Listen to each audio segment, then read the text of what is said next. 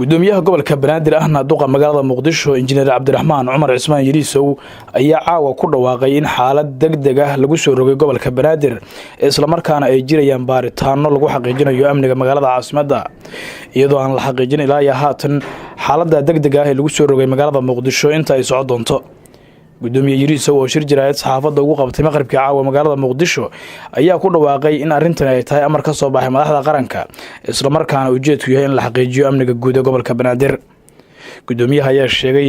in ay dhici karto in culeysyo ay dareemaan dadka ku dhaqan gobolka Banaadir isla markaana iyaga oo taa ka taxadaraya ama ka duulaya oo maamulka gobolka iyo mas'uuliyiinta dawladdu ay diyaariyeen qorshayaal marka dadkana loogu fududeynayo howlahooda amnigana lagu sugayo taasoo ah in gaadiid waaweyn oo basas iyo ambalaasyo lagu diyaariyay goobaha ay baaritaanadu ka socdaan taasoo lagu fududeynayo socodka dadka aan awoodin markaasi socodka markaan xaqiiqsaday baahida degdega ah ee loo qabo in safaaradaha iyo diblomaasiyiinta loo asteeyo goobo ay ku howlgalaan waxaan soo saaray xeerkan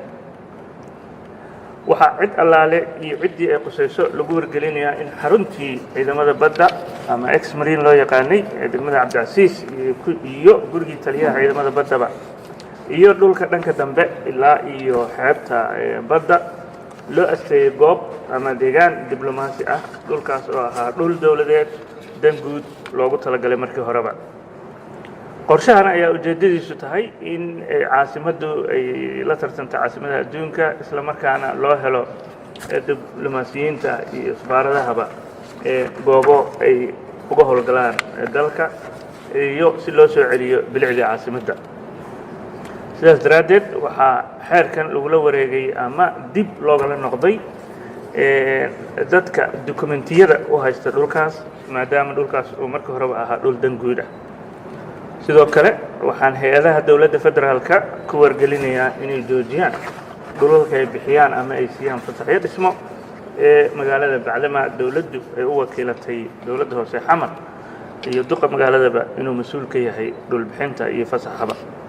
ugu dambeyntii cid allaale ciddii amarkan jabisa ama u hoggaansami weysa waxaa lala tiigsan doonaa sharciga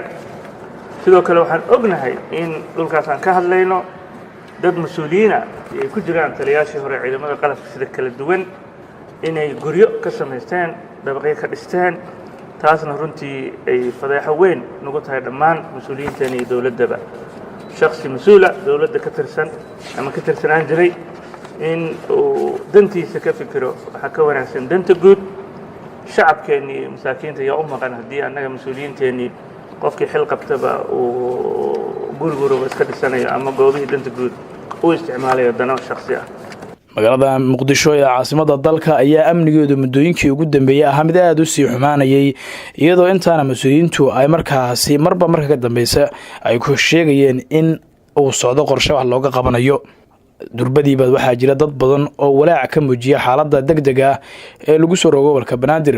iyadoo oo inta badan jidadka magaalada ay caawa ka soconayaan howlgallo ballaaran oo markaasi lagu sugayo amniga isla markaana gaadiidka iyo dadka intaba lagu baarayo dadweynaha gobolka Banaadir